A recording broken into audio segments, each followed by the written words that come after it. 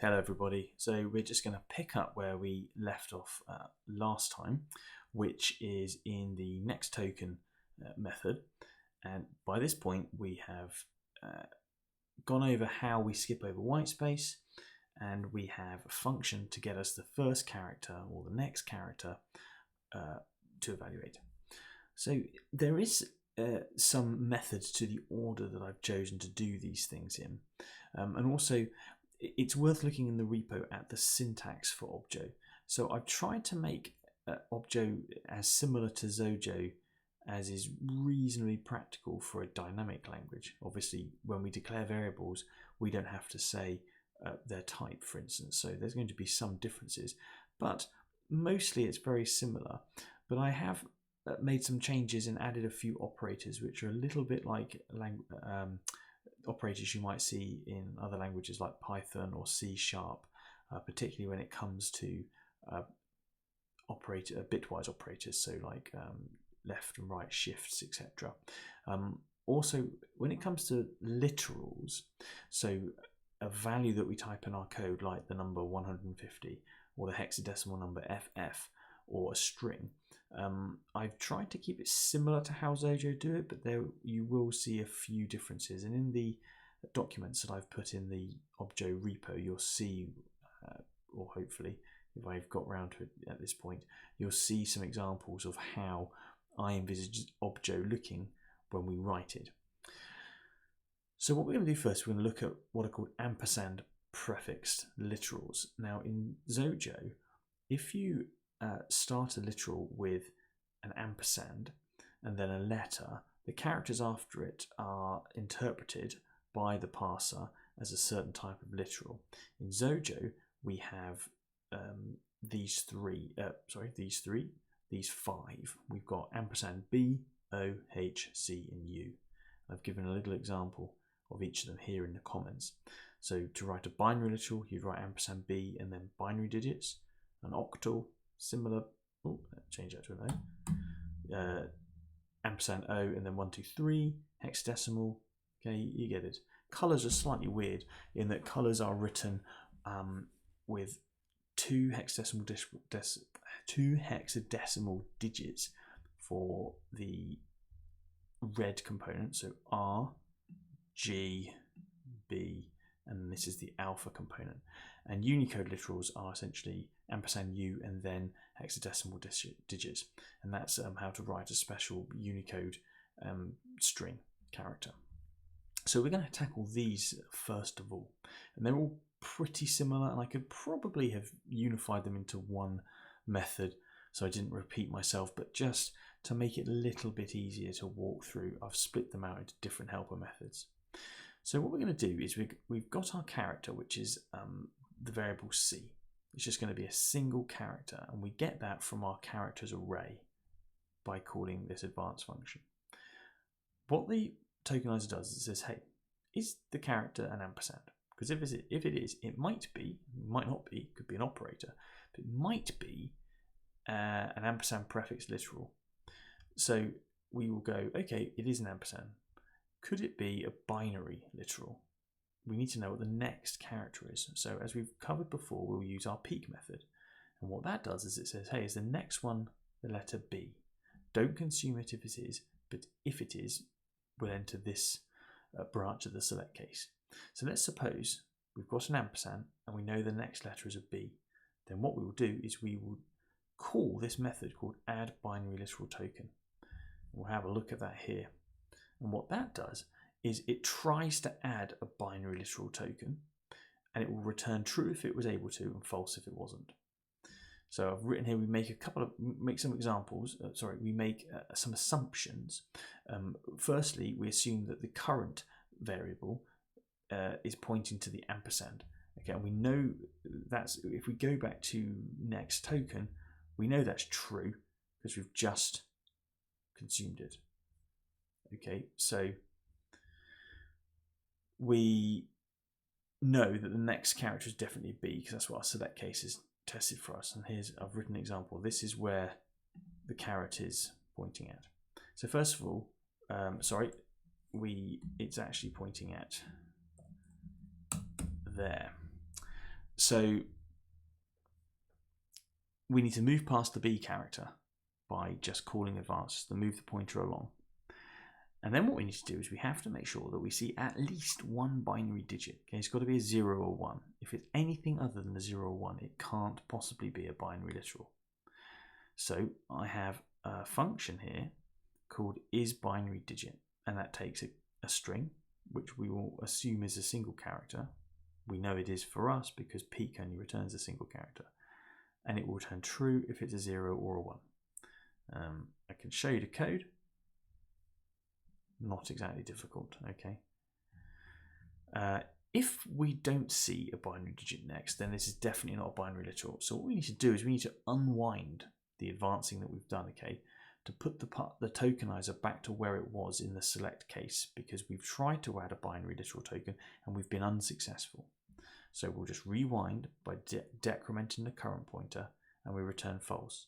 Otherwise, great, we've definitely got we've probably got a binary literal because we've seen a binary character after ampersand B. So we just advance past that binary digit, and then we keep going in a loop here. We keep gobbling up binary digits until we hit a non-binary digit. So once we've consumed all of the binary digits, what we then need to do is check. We need to say, hey, the next character that the tokenizer sees has to be non-alphanumeric, okay? So what that means is if the next character is, say, the letter D, that's not valid, okay? Because it's not valid code to have a binary, literal, and then a T. It doesn't make any sense. We need a space, we need a non-alphanumeric character like a plus sign, you know, or a minus sign, etc., for the tokenizer to accept that this is a binary literal token.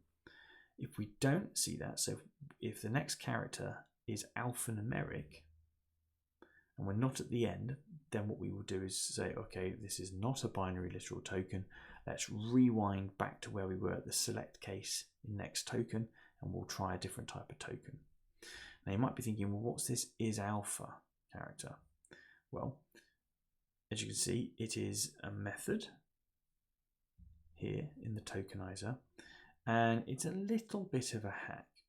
And essentially what I have done is in our Objo module, I have a dictionary called non-alpha. And in this dictionary, I have put as the keys all of the non-alphanumeric characters that I'm interested in. And in the value, I've put the code point, Unicode code point. And I can show you this so you get an idea of what I'm talking about. Here is the Objo module. Here is the non-alpha dictionary.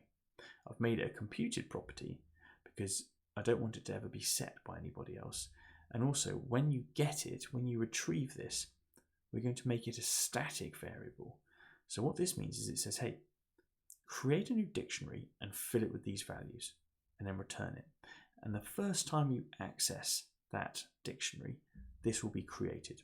The second and subsequent times, it will already have been created. It won't get recreated, which is exactly what we want. We don't want to keep creating a new dictionary every time we access the property. And I use computed properties quite a lot like this. It's a really, I think, a really nice technique. So as you can see, the non-alpha characters I've got in here are not exhaustive, okay? I've got a space, horizontal tab, I've got a plus sign, bracket sign, tilde sign, etc. But these are the most common ones, and I'm honestly being a bit lazy, so you could fool the tokenizer here, but yeah, this isn't exhaustive. So that will return, this method will return true if an alphanumeric character is next. Assuming that we hit a non-alphanumeric character, which is what we want, then we need to work out the Lexing. Okay, remember we've talked about if we've got this value here, this is the Lexing, the 0011, the actual value of the token. We don't care about the ampersand B, it's irrelevant to us. We're going to have a flag saying this is a binary token, a binary literal token, so we know it will be starting with an ampersand and a B. But we do need to know this because we're going to have to turn this into an actual value that our program can use at some point. That's called the Lexing. So here we compute that, and it's actually pretty straightforward how we compute it. We take the source code that we've stored a reference to, and basically we take a little slice out of it, okay? And we know where the token starts because we store that in next token. We add 2 to account for the ampersand and the B character. So that's where we start, and the length is where we currently are, minus the token start minus 1. Okay, now that will give us the Lexing. And then we're going to create it and add it. So we make a new token of type binary literal, and where it starts, the line number, the Lexing, and we add it to token and we return true, and we're done. Okay, and that will add a binary literal token for us. Now these are basically all the same. So add hex literal token, for instance. We'll look at this one, but we won't go on it ad nauseum. So to add a hex literal token is exactly like we said last time. Okay, we need to move past the H character instead of the B character. We need to see at least one hex character, not a binary character, but a hex character. And I have a helper method is hex digit, which returns true if it is, false if it isn't. We need to consume all contiguous hex digits, make sure that we see a non-alphanumeric character just as before, and again we get the Lexing. Okay, but this time when we create the token, we make it of type hex literal, not binary literal. So that's all pretty straightforward. You know, we've got the same for colors and Unicode, etc., etc. So we don't need to go through that. That's our ampersand prefix literals.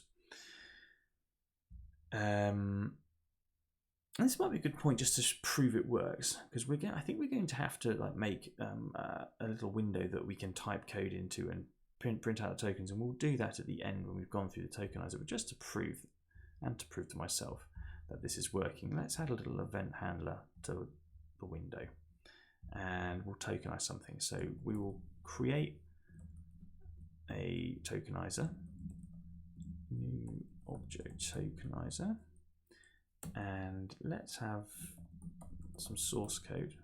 Actually, we won't need some source code. We'll need an array to store the tokens as Objo token, and then we will tokenize something. So we will go tokens equal tokenizer, tokenize. What should we tokenize? Let's tokenize, how about this binary, that binary literal, and this hex literal. And then we'll put a little break in there so we can see what tokens is. It should contain 2 tokens. Well, actually, it should contain 4 tokens, and we'll see why. But let's just run it. Great, didn't crash. So tokens, we've got 4 tokens, and you can see the Lexemes.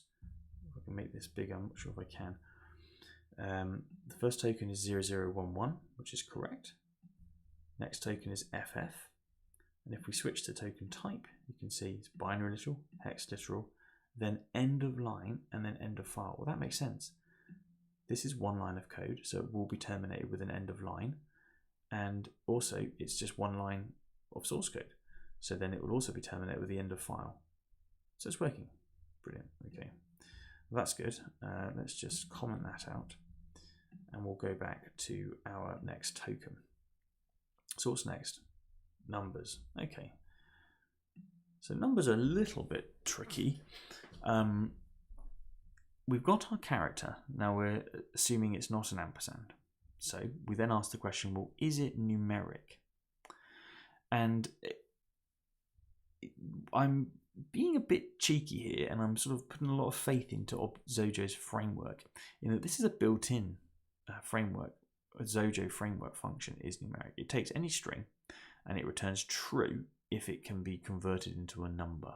So if you type something like minus 10.456, a 5, 6, that's going to be true.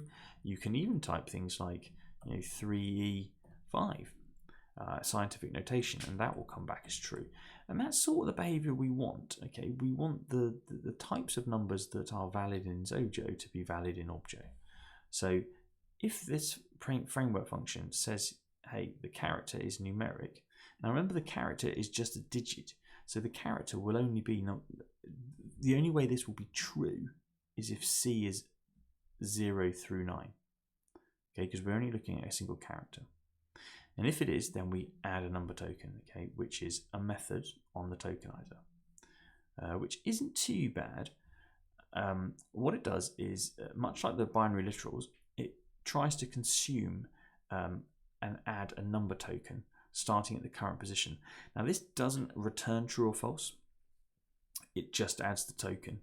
Okay, that's because we've already tested to make sure that the character that the current pointer is at is definitely numeric. So we know it's a number, because if it might just be a single digit number. So we know it's going to succeed. So we don't need to return a Boolean. So the first thing to do is we need to just do a little loop and keep saying, hey, as long as this is a digit, keep going. Okay, as soon as you've got contiguous digits, just keep on going. Now that does mean that things like that will be a valid digit, a valid number in Objo, which we may or may not like, but it'll do for now. We can fiddle with this method a little bit later if we don't like it. So we'll consume all the contiguous numeric digits, and then we want to know if this is a double. Okay, so is it a floating point number? Does it have a decimal point in it?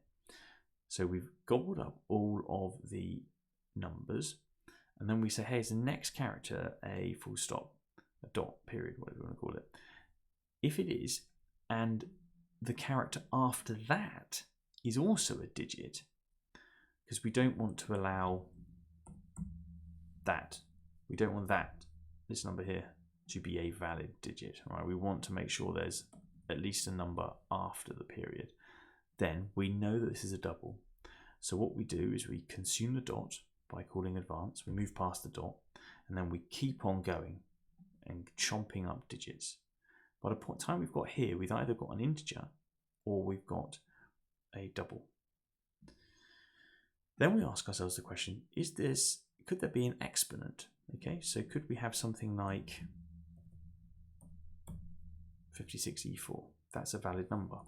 So we need to check the next character. If it's an E, and remember Xojo is case insensitive, so this is a case insensitive search, so this can be little or big E, then we get the next character by using our peek next function. And if the next character is a minus or a plus, that's also valid, okay, because you're allowed to write something like that is a valid number, okay, as is that. So we allow that.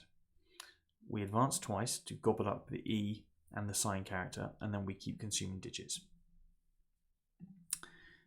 If we know that there's an exponent and the next character is just a digit, then we just get rid of the E character by moving past it and then consume all the digits. So by this point here, we have a number, okay? And now we add it, and we do that with our normal function. So we create a new Objo token of type number, and we put where it starts, and we get its Lexing using our friend source.middle, okay? And then we're done, and we add it. So at that point, and we have to return because we've just added a number token, so we need to return, okay, to go back to tokenize back into this loop. So that's numbers. So now we can do numbers. So let's go back to, go back to this code, and let's throw in a number in the middle here. Let's add in 36 and maybe 42.5. Okay, so we've got 4 tokens here. Just run it and just check. Have a look at the Lexems, and that looks good.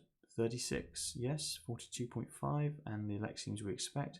Look at the type, binary literal, a number, a hex literal. Perfect, okay, it's working. Brilliant. Comment that out. And now let's have a look what we've got coming up next. Okay, so we've got the single character tokens. Let's do those. Yeah, we'll move on to that. I'm trying to keep the videos a little bit shorter than they have been before because I do have a tendency just to ramble on. So it's not a literal, it's not a number. So the tokenizer asks the question, okay, we'll look at C again. Is it an equal sign? If it is, then we add a token of type equals. And we use our helper make token method, which if you remember is used for a token that doesn't need a Lexing, because all that does is it creates a new token of the specified type starting at token start and beginning on line number. And we don't care about the Lexing. And of course, we don't care about the equals sign string for its Lexing. We just need to know that it's an equals token. And so we'll go through all the tokens which are single characters. So equals, comma, period, colon, all the different types of parentheses. Then we hit a little bit of an edge case, okay, the underscore. Now, as we've talked about before, Objo will use line continuation markers just like Xojo does. And so what that means is if you have a statement that is too long to type in your editor and you want it to write it on the second line, now Objo and Xojo, they recognize a new line character as the end of a statement because we don't have semicolons terminating statements in Objo. So we need a way to say, well, how do you allow multiple lines to actually just be looked at by the parser as one line? And the easiest way to do that is with a special operator, and it's what Xojo does, and it's what we're going to do, and it's called the underscore operator. So if we hit an underscore, we can just do a little test here, because we don't want to allow something like, let me just put an example here, if a equals 10 underscore, then you can do that. Okay, that's a valid line. Okay, that is the same as saying that in Xojo. But you can't do this. You can't have two underscores. That's an error. Okay, it's just always going to be an error. So we're going to prevent that here in the tokenizer. And so what we do is if we hit an underscore, we just make sure that this isn't the first token. If it's not, we just check the last token. And if the last token's type was an underscore, well then we'll raise an error. And we pass a little message. I can't remember if we've covered the error method yet, which I've created, so we'll just have a quick look at that.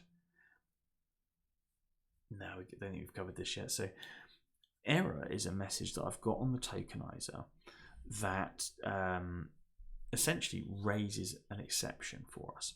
And it raises an tokenizer exception, Objo tokenizer exception class, which we have here.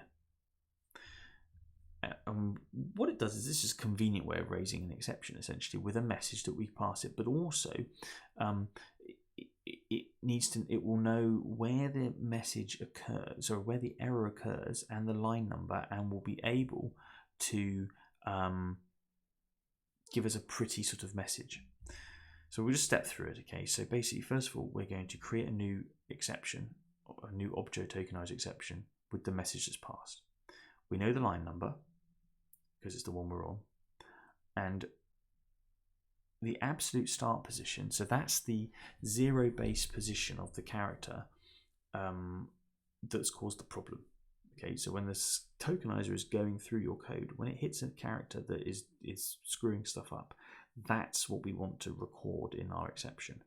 And so the absolute start position is the character just before the one that we're on, because remember we've moved past it. That's what current means. So now, as this comment says, now that we know the zero-based index of the current character, we have to translate that to the zero-based index within the current line. So it's no good really saying to someone, okay, the error occurred at position 5782. What they really want to know is, line 5, so say it's the error occurred on line 250, character position 9800. It's not really helpful. What you really want to know is it occurred on line number 250, character 7. So we need a way to figure out the zero-based character on the line that the error occurred on, given that we only know the line number and the absolute position in the source code. And this is a really clunky way of doing it. What we do is we're going to loop through all the characters in the source code and count every new line character that we hit until we get to the first character of the line we're currently on. Then we can compute the index of the offending character because we can do the difference. Okay, we know the absolute position and we know the start of the current line. So we start on line number 1, and line start character index. So that's the index of the first character of the line we're interested in. We start with 0. We throw ourselves into a loop from the very first character in the array to the end of the array. So it's a big loop, but it doesn't matter that it's not very efficient because this method is only going to be called when there's an unrecoverable tokenizer error. So it's not performance critical. It doesn't matter that it's slow. This only happens if something's gone terribly wrong. So we could over-engineer this, but why bother? So what we'll do is we iterate over all the characters. If the number of new lines that we've counted is the current 9 number, then that means the character that we are currently looking at in this loop is the start of this line. Otherwise, if we hit a new line character, we increment this variable, new line count. By the end of this loop, we will know the absolute position in the source code of the first character of the line that this error occurred on. Once we know that, we can work out the line character position with a simple sum, a simple subtraction. Okay, and then we raise the error. So the end result is we just say, hey, an error happened, this is the message, and this method will raise an exception with that message, but also fill in some important details about where exactly in the source code the error occurred that we can then make look pretty when we provide an output. Okay, where did we get to?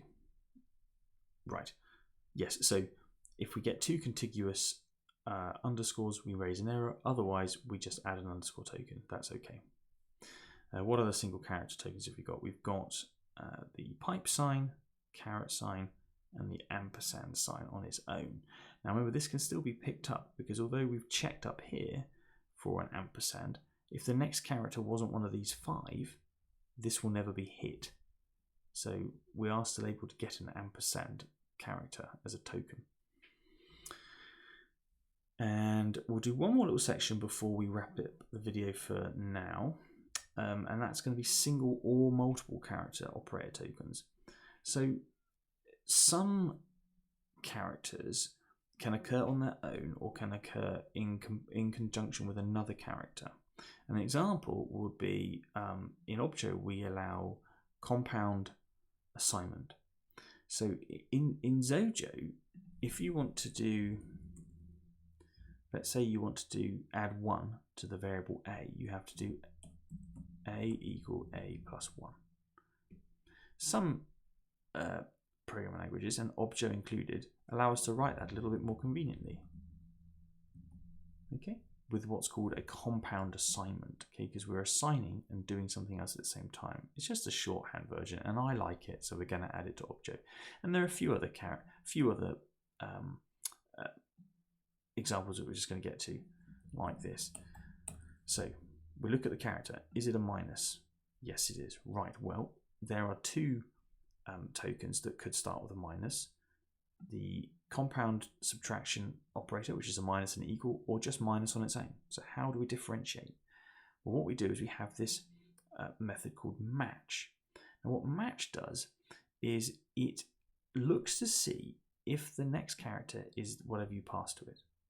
If it is, it consumes it and it moves past. If it isn't, it doesn't do anything, okay? And it returns false. So we'll just have a look at the code for that. If the next character, if peak equals the one that we've passed, we advance and we return true, otherwise we return false. So what this is saying is, hey, you've got a minus. If you match an equal sign next, then we know we've got the minus equals token. Okay, so make it and return. If you don't, then this is just the minus token. Okay, and we've got many of these. So we've got plus, minus, and plus, slash equals and slash, star equals and star. We've got the not equal to symbol. So if we match a left angle bracket, if the next if the next character is a right angle bracket, it's the not equal token. If we've got a left angle bracket and then an equal, this is the less than or equal operator. But if we've got a left angle bracket and another left angle bracket, then that is the less operator, which is also known as the left shift operator. In Xojo, you would have to do something like, A equals, how would you do it? You do like bitwise shift left or something like that, 1. Whereas in Objo, we're going to allow this. Bitwise shift, like that. So we're going to allow that. Okay, it's a little bit tidier. So if you've got a left angle bracket and you don't match any of these 3 characters, then it's just the less than symbol. Almost identically the greater than symbol. And the only other one we've got here is the query operator, or the question mark. Essentially, there are 2. On its own, we just called it the query token. And that's because we're going to allow things in our parser like A equals B or C 1 of D, like this, okay, a ternary operator. And we'll get to that when we actually investigate the language, but we need to be able to pick out a question mark on its own. Similarly, there's an operator that I really like in some languages called the nil coalescing operator, which I'm going to call the nothing coalescing operator in Objo, which essentially lets you have things like A equals that. So A equals B query 10. So what that says is let A equal B if B isn't nothing, isn't nil. If it is, then A should be 10. Okay, so it's just it's an operator that's not in Xojo that I like, that we're going to add to Objo. Okay, so that's a good time to pause, because we're going to hit strings next, which are quite fun to do actually.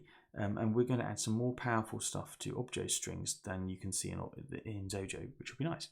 But I'm going to pause it there, and we'll probably just need one more video to wrap up the tokenizer, and then test it, write some nice GUI to test it before we move on to the parser. So thanks very much.